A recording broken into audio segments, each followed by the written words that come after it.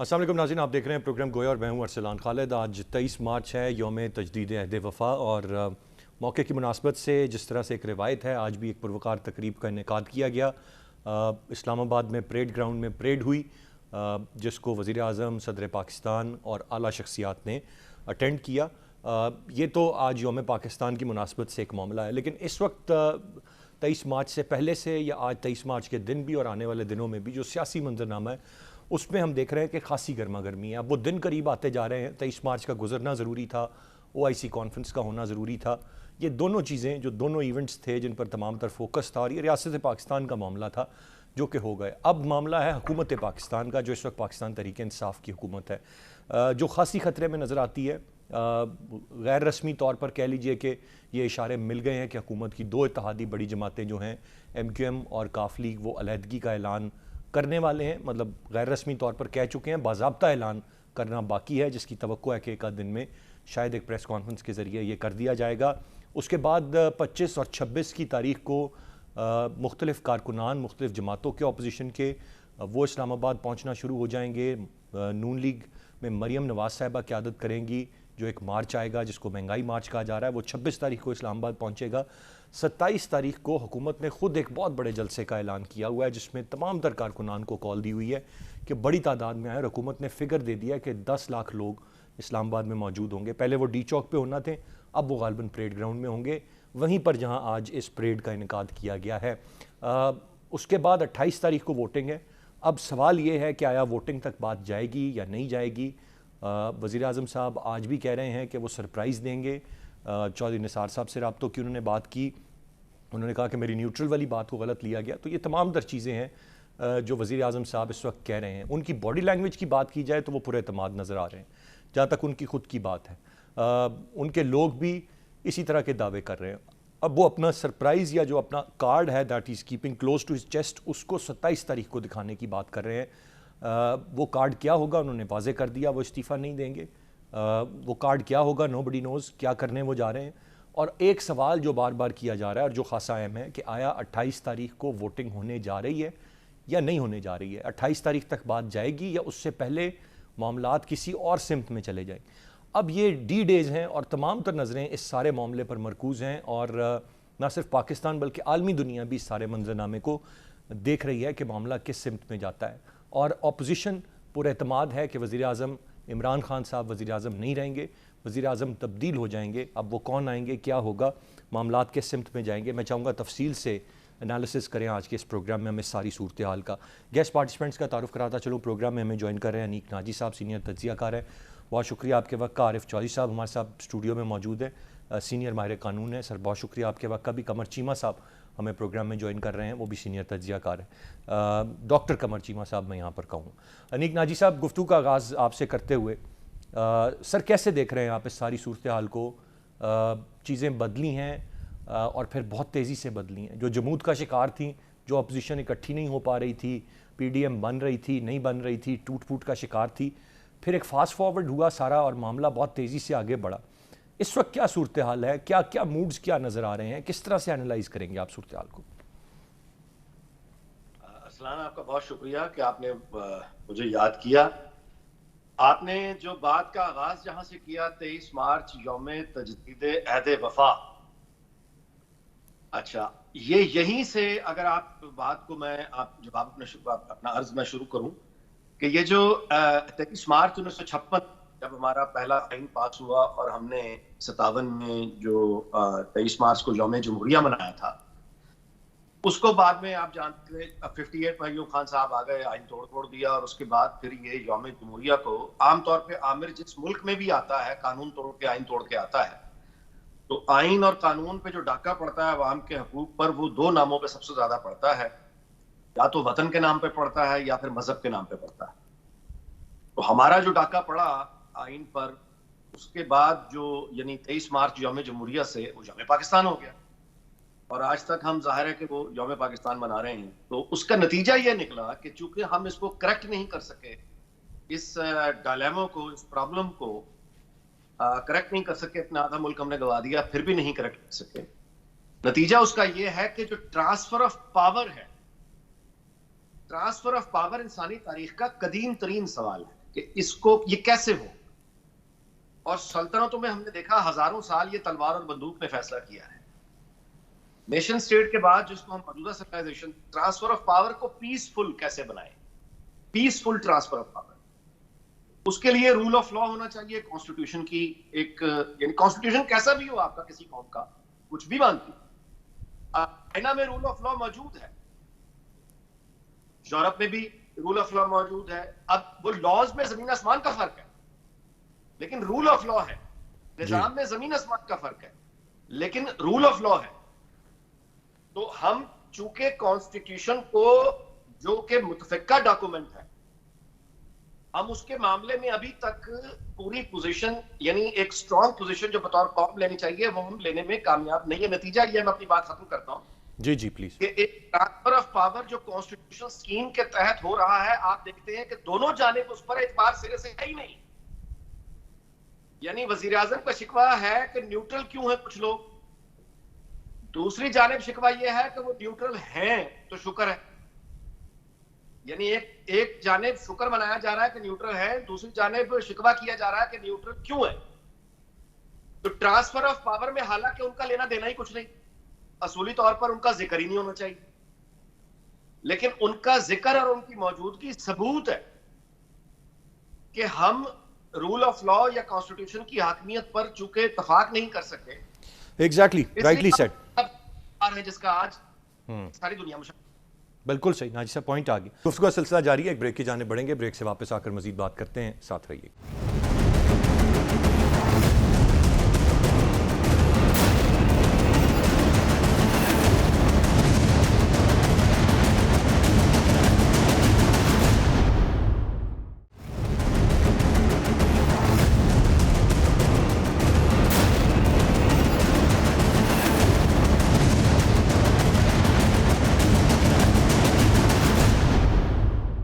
Welcome back. जज साहब, आप कैसे देख रहे हैं सारी सूरत हाल को, जो कि काफ़ी इंटेंस मामलात हैं इस वक्त, एक फुल ऑफ टेंशन भी सिचुएशन कह लें इसको, कोई आसानी से, जिस तरह भी नाजी साहब ने बैकग्राउंड में जाके भी बात की ट्रांसफ़र ऑफ पावर। अब इक़्तिदार तो चीज़ ऐसी है, किसी का छोड़ने को दिल नहीं करता, चाहे वो आमर हो, चाहे वो जमहूरी हुकूमत हो, मुल्क के वज़ीर आज़म हो, खान साहब भी नहीं चाहते, वो भी हर हरबा इस्तेमाल करेंगे। देखिए, मैं आपको एक अर्ज़ करूँ कि इसमें जो अभी सुप्रीम कोर्ट में रेफरेंस फाइल किया गया है जी, वो मैं समझता हूँ कि बहुत ज़रूरी रेफरेंस था। यानी और उसमें ये दो सवाल बड़े इम्पॉर्टेंट हैं, जिसे मैं चाहूँगा कि आपके नाजरीन को उससे आगाह करने की कोशिश करूँ अपने अंदाज में। पहली बात यह है कि अदम एतमाद बुनियादी तौर पर होता ही अपनी पार्टी के लोगों की तरफ से है। यानी लोग इसे बिल्कुल आप यानी महसूस करेंगे कि और अंदाज में इंटरप्रेट कर रहे हैं कि जी पार्टी की वफादारियां तब्दील कर रहे हैं, फलां हो रहा है। बेसिकली चूँकि एक पॉलिटिकल पार्टी अपनी अददी एतबार से, और वो जब ज़्यादा ताकतवर होती है, नुमायाँ होती है, उसके पास ज़्यादा नंबर होते हैं, तो तब वो इक़्तिदार में आती है, प्राइम मिनिस्टर तब बनता है। बिल्कुल। अब अगर उस पर अदम एतमाद करना है तो उसके अपने लोगों ने ही करना है। उसकी वजह यह अपोजिशन तो ऑलरेडी उसके साथ नहीं होती, तो इसलिए अदम एतमाद करना पॉलिटिकल पार्टी के मेंबरान का हक है। अच्छा। अब उसके बाद दूसरी बात आ गई जो बिल्कुल इससे मुतजाद है, वो ये कि आपने उसी यानी अदम एतमाद के हक को रोकने के लिए आपने एक प्रोविजन आइन में डाल दी, और वो 63A है, जिसमें यह है कि आप जब अपनी पार्टी के सरबराह के ख़िलाफ़ यानी प्राइम मिनिस्टर के ख़िलाफ़ जब उसे ज़रूरत होगी वोट ऑफ कॉन्फिडेंस की, तो उसके ख़िलाफ़ जाते हैं। नो कॉन्फिडेंस की ज़रूरत होती है तो तब भी आप वोट ऑफ नो कॉन्फिडेंस में जाते हैं। तो उसमें आपके साथ ये सलूक किया जाता है कि जनाब आपके ख़िलाफ़ डिफेक्शन क्लाज आ जाती है और आपको डिसमेंबर करने की बात होती है। अब ये बात इसलिए इसका वाज़ेह होना ज़रूरी है, इसकी आइनी तशरीह होनी ज़रूरी है कि क्या इस अमल को मंतकी अंजाम तक पहुँचने दिया जाए। यानी जो मकसद था वो तो ये था कि इंस्टेबिलिटी को रोका जाए। यानी एक लेजिस्लेटिव इंटेंट जो होती है वो बड़ी इंपॉर्टेंट होती है अरसलान साहब, कि आइन में जो जब भी कोई शिक डाली जाती है, जब भी आइन में कोई आर्टिकल आता है, तो उसकी कोई ना कोई वजह होती है। इसकी वजह ये थी कि ऐसा ना हो कि हर रोज़ लोग जो हैं वो वफादारियाँ तब्दील करें और इक़्तिदार में आने वाला बंदा काम ही ना कर सके। उसको कॉम्प्रोमाइज होना पड़े। कॉम्प्रोमाइज, एक तरफ उनका आईनी हक है कि वो वोट कर वो कॉन्फिडेंस करे पार्टी के लोग, दूसरी तरफ आपने उस हक पे कदगन लगा दी कि जी अगर आप आकिए। अब तीसरी बात क्या आ गई, हुकूमत की ये तौजी है, वो कहती है कि जी इससे पहले कि वो हमें गिरा दें प्राइम मिनिस्टर को, यानी वो तो आप उससे पहले हमारे पास इख्तियार स्पीकर के पास है कि उससे पहले उन्हें वो डी मेंबर। अब ये मामला सुप्रीम कोर्ट में है, इसमें बड़े मुहतात अंदाज में मैं ये राय दूंगा कि हुकूमत का वहां जाना बेसिकली किसी नेक नियति से नहीं है। तो अपने आप को बचाने के लिए गए, अपने आप को बचा, और वो स्टेज पर गई है जब बहुत सारी चीजें वाजे हो गई इत्तेहादी पार्टियों की तरफ से भी, और फिर अपने अरकान भी सामने आ गए, भी साथ नहीं है। तो मैं ये समझता हूं कि इस मामले में उसकी तशरीह बड़ी ही जरूरी है। जहां तक ताल्लुक है, आपने बड़ी खूबसूरत बात की थी कि यह आपको क्या इसमें इस सारी बैकग्राउंड में क्या नजर आ रहा है। मुझे तो जमहूरी अमल की काया कल्प नजर आ रही है, चूंकि उसकी वजह यह है कि एक तरफ अब डेडलॉक इस तरह का खौफनाक आने को है कि प्राइम मिनिस्टर मौजूद है, जब तक वो इस्तीफा ना दे या उसके खिलाफ वोट ऑफ नो कॉन्फिडेंस ना हो, इस्तीफा वो नहीं दे रहा। वोट ऑफ नो कॉन्फिडेंस से पहले दो पॉलिटिकल पार्टी जो हैं, बड़े बड़े जो ग्रोह हैं, अपोजिशन जो उसे हटाना चाहती वो भी ला रही है अपने लोगों को, प्राइम मिनिस्टर लोगों के खिलाफ जो उनके खिलाफ वोट ऑफ नो कॉन्फिडेंस वो ले आ रहे हैं। अब इसके बाद हेड ऑन कोलिजन जो है, अगर वो नहीं होता तो एक बहुत बड़ा मोइजा होगा, और अगर हेड ऑन कोलिजन होगा तो फिर अरसलान साहब इसके अलावा कॉन्स्टिट्यूशनल मशीनरी जो है वो डिसफंक्शनल और क्या होती है। तो मैं समझता हूं कि ये कोई जमहूरी अमल को तख्ती यानी उससे पटड़ी से यानी उखड़ता हुआ मैं नजर। कमर चीमा साहब, आपकी क्या राय होगी? इस वक्त सारी दुनिया की नजरें मरकूज हैं, इंटरनेशनल मीडिया भी बड़ा क्लोजली वॉच कर रहा है, मॉनिटर कर रहा है, और हमारी कुछ साथियों से बात हुई तो ये कह रहे हैं कि खान साहब शायद एक सिचुएशन जानबूझकर ऐसी पैदा करना चाह रहे हैं कि वो उनको कुर्सी ना छोड़नी पड़े, अगर वो छोड़ें तो उस कुर्सी पे फिर ये ऑपोजिशन के लोगों में से कोई ना कम से कम इतनी आसानी से बैठे। जी बहुत शुक्रिया अरसलान साहब। देखें, इमरान खान साहब चाहते हैं कि अगर उनको निकाला जा रहा है तो इस प्रोसेस को नेचुरल नहीं लगना चाहिए, ये पता चले कि मुझे निकाला जा रहा है, there are powers behind it, और जो निकाल रहे हैं, जो इस सारे प्रोसेस का हिस्सा हैं, वो समझते हैं कि ये पता चले कि ये एक नेचुरल प्रोसेस है, ऑपोजिशन जमातों के पास नंबर आ गए हैं और आप उनको निकाल सकते हैं। वो बात तो यही है कि इमरान खान साहब को आदत पड़ गई हुई थी कि डेमोक्रेटिक कंसेंसस नहीं करना, एक अच्छा डेमोक्रेटिक कल्चर डेवलप नहीं करना, ऑफिस में बैठ के फोन मिला के डेमोक्रेटिक बिहेवियर नहीं था, जिसकी वजह से आज ये मसाइल पैदा हो रहे हैं। और वो जो परवेज लाई साहब ने कहा था ना कि इनकी बिहाफ पे जो काम होते रहे, वो उन्होंने माहौल खराब किया है, क्योंकि इनको मैनर्स ही नहीं थे कि political consensus, basic political consensus किस तरह जनरेट कराते हैं। वो सिंपली कहते थे वो करवा लेंगे, जिन्होंने चीजें करवानी है वो करवा ले। तो ये एक तो ये चीज है। दूसरा, इमरान खान साहब को इस चीज का पता है कि मैं जा तो रहा हूं, तो जितनी ज्यादा फ्रिक्शन मैंने एक इमरान खान साहब के ऊपर एक आर्टिकल भी अभी थोड़ी रिसेंटली लिखा, मैं शेयर करूंगा आपके साथ कि इमरान खान साहब मौलवी कैसे बने हैं, और उन्होंने पाकिस्तान की सारी मजहबी जमातों को रिप्लेस कर दिया। इस वक्त पाकिस्तान के उलमा परेशान है, मौलवी परेशान है भाई कि हमने सियासत क्या करनी है। अगर इमरान खान के जलसे का नाम अमर बिल मारूफ होगा, अगर इमरान खान ओआईसी की स्पीच में इस्लामोफोबिया की बात करेगा, यूएन की स्पीच में इस्लामोफोबिया की बात करेगा, हर पॉलिटिकल रैली में जो है वो रियासत मदीना की बात करेगा। 2018 में नया पाकिस्तान था, आज रियासत मदीना की बात हो रही है। ये साइलेंट शिफ्ट कैसे आई, किसी ने नोटिस ही नहीं की कि इमरान खान साहब कर क्या रहे हैं। सो उनको पता है मैं डिलीवर नहीं कर पाया तो मैं सिर्फ मजहब कार्ड खेलूं, नेशनलिज्म करूं। सो ये जो सोशियो पॉलिटिकल रिलीजियस स्लोगनरिंग है, नेशनलिस्ट स्लोगनरिंग है, इससे मैं काम चलाऊं। और याद रखें कि इमरान खान साहब सोशल मीडिया पे अवाम के अंदर वाकई सराहियत कर चुके हैं, उनका बयानिया भी बिक रहा है, उनकी टीम भी तगड़ी है। भले वो डिलीवर नहीं कर सके लेकिन सोशल मीडिया की हद तक वो अपने आप को उन्होंने बड़ा जिंदा रखा हुआ है। और ये चीज जारी बात है, बहुत सारे लोगों को परेशान करती है, मेन स्ट्रीम मीडिया को भी, कि क्या इमरान खान वाकई आज पॉपुलर लीडर है, कि इमरान खान की वाकई वो वैल्यू है जो इस वक्त सोशल मीडिया पे। और इमरान खान जो नारा लगाएंगे कि मुझे निकाल दिया, ये चोर करप्ट डाकू इकट्ठे हो गए, इट हैज ए वैल्यू। लेकिन असल चीज जो एक डेमोक्रेट को समझनी चाहिए वो ये है, जिस तरह मेरे बाकी पैनलिस्ट ने बात की, कि ये एक डेमोक्रेटिक नंबर है। आप अपने कोलिशन पार्टनर की और अपने लोगों की मेजॉरिटी खो गए because we have nothing to offer them, और लोग बाकी तरफ दूसरी तरफ जा रहे हैं। सो इसको ऑनरेबली एक्सेप्ट करें और बाकियों को लीड करने दें, बजाय इसके कि इसको इज्जत और बेइज्जती समझ लें, और बजाय इसके को ये कह लें आपके खिलाफ इंटरनेशनल कॉन्स्पिरेसी। अगर इमरान खान साहब के खिलाफ चार्जशीट निकाली जाए तो अरसलान साहब सबसे बड़ा काम जो ये कर रहे हैं कि ये कह रहे हैं मेरे खिलाफ एक बैन अल-अक़वामी साजिश हो रही है, और इमरान खान साहब मुस्लिम उम्मा के लीडर इमर्ज कर रहे हैं। आपको याद है कि किस तरह हम कब सऊदी अरब और यूएई हम किस काम के लिए जाते हैं, सिर्फ पैसे लेने के लिए जाते हैं। सो इमरान खान साहब एक हवा क्रिएट कर रहे हैं, एक बबल क्रिएट कर रहे हैं, और एक मीडियोकर हमारे जो पाकिस्तानी भाई हैं या जो एक जो वो तबका जो इमरान खान साहब की मोहब्बत में और पाकिस्तान की मोहब्बत में इनके साथ खड़ा है, उनको थोड़ा सा बेरारवी की तरफ लेके जा रहा है। जैसे मैं बहुत अच्छे हालात पैदा कर रहा हूँ, ये पेट्रोल 10 लीटर डीजल को सस्ता करना, जबकि IMF ने हमसे एक्सप्लेनेशन मांग ली है कि आपके पास तो पैसे नहीं, आप कर क्या रहे हैं।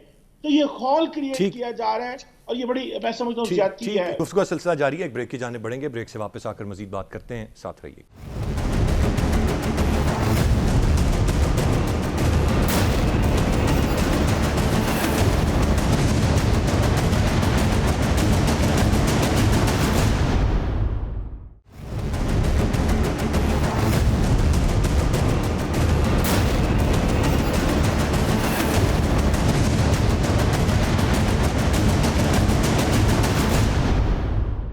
Welcome back. नाइस साहब, इत्तफाक है अब मेरे पास चीमा साहब जो हैं वो अमेरिका में बैठे हुए हैं इस वक्त, आप बरतानिया में बैठे हुए हैं।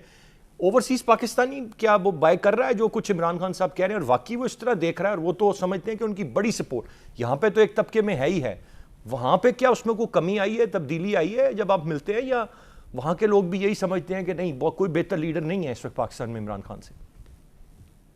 देखिए, ओवरसीज पाकिस्तानी मिडिल ईस्ट के जो हैं वो और हैं, वहां पे तो आपको हकीकत के जरा करीब रहते हैं। यूरोप में अमेरिका का बता देंगे, यहाँ इंग्लैंड में तो जो ओवरसीज पाकिस्तानी जो पाकिस्तानी है वो आपको मेजॉरिटी उनकी इमरान खान की हिमायती मिलेगी। वो PTI के बड़े पुरजोर हामी हैं, और वो बुनियादी तौर पे, लेकिन मैं आपको ये याद जरूर दिला दूं कि ओवरसीज पाकिस्तान बरतानिया का मैं आपको यहाँ पे जो तारीख में निकला था तो 71 में यान की हिमायत में निकला था, बंगाल में पाकिस्तान में फौजी एक्शन की हिमायत में ट्रफालगर स्क्वायर में।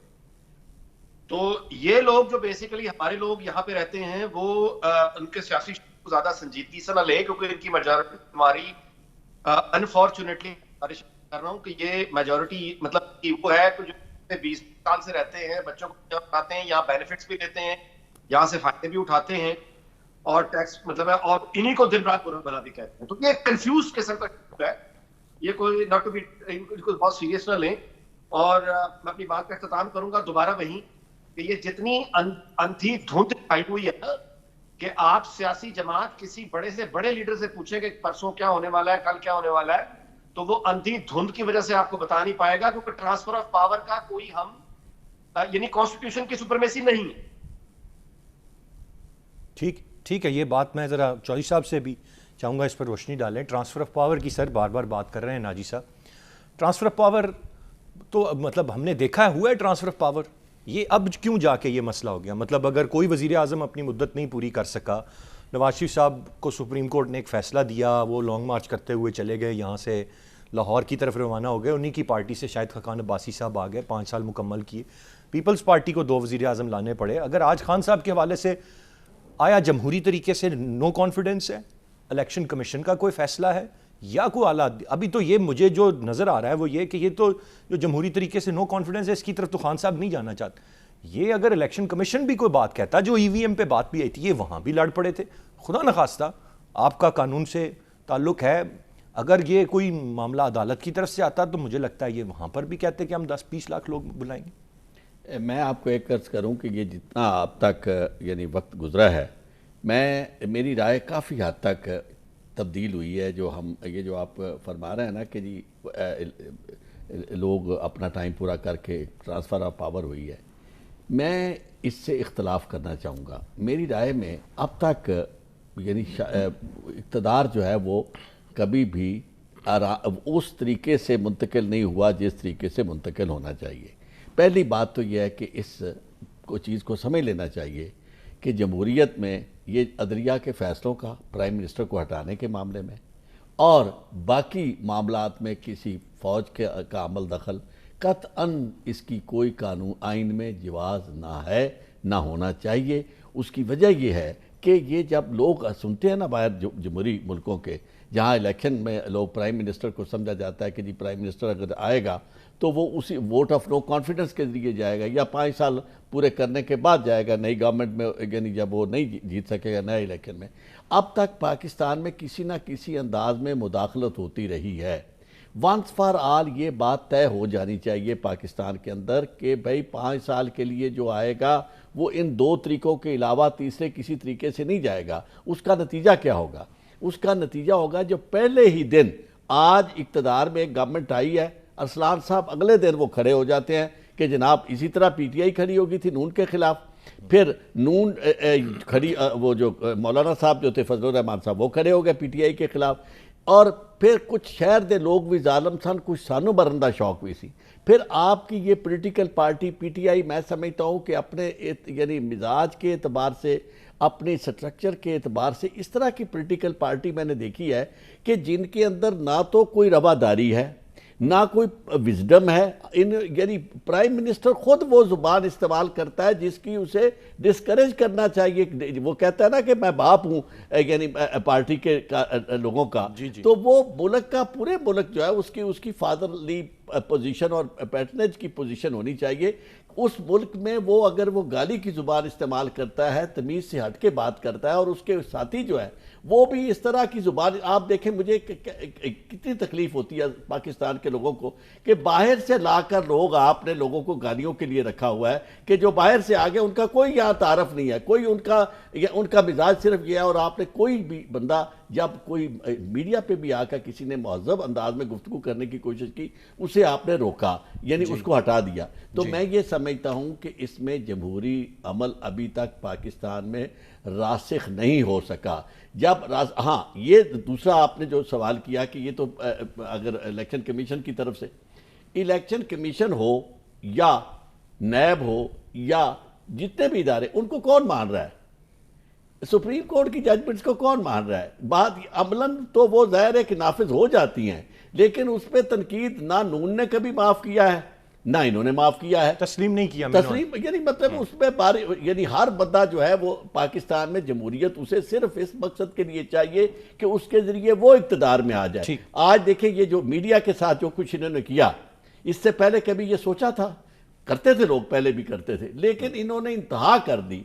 और फिर आज फिर एक बात आपसे मैं अर्ज़ करूं कि जो सच बोलने वाले होते हैं ना, जिनसे ये जान इन्होंने छुड़ाई, वो आज भी यकीन माने, मुझे वजीउद्दीन साहब की बात सुन के मैं हैरान रह गया कि उन्होंने ये कहा कि जो इलेक्शन में वोट अदम एतमाद में कास्ट होगा ना इनका मुनरफ अरकान का, वो क्वेश्चन मार्क होगा उसके ऊपर, यानी वो गिना नहीं जा सकेगा। और वजीउद्दीन साहब का जो अशर इन्होंने किया, चूंकि इन्हें किसी सूरत में इंडिपेंडेंट और सही लोग जो है वो बारे में नहीं पसंद। कमर चीमा साहब, जो सरप्राइज की बात है, what can be the possible surprise that we can get by 27 March वज़ीर आज़म इमरान खान साहब की जानिब से?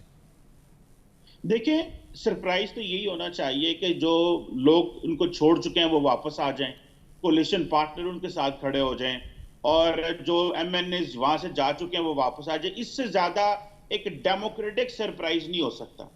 या तो ये है, ये सरप्राइज बनता है।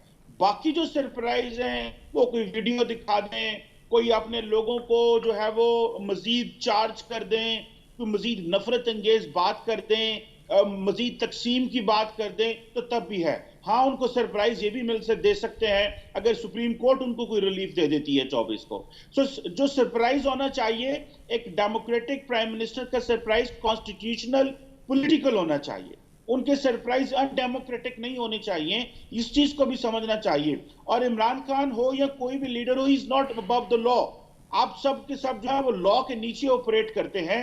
लेकिन जो इस वक्त जो चार्ज पॉलिटिकल एनवायरनमेंट है अरसलान साहब, ये पाकिस्तान के सियासत के लिए, पाकिस्तान के इमरानी मुआशरे के लिए ये इंतहाई ज्यादा खतरनाक है। और ये देखें कि अगर इसी तरह इन्होंने किया तो आप देखिएगा कि फसाद, दंगे, लड़ाई हो सकती है।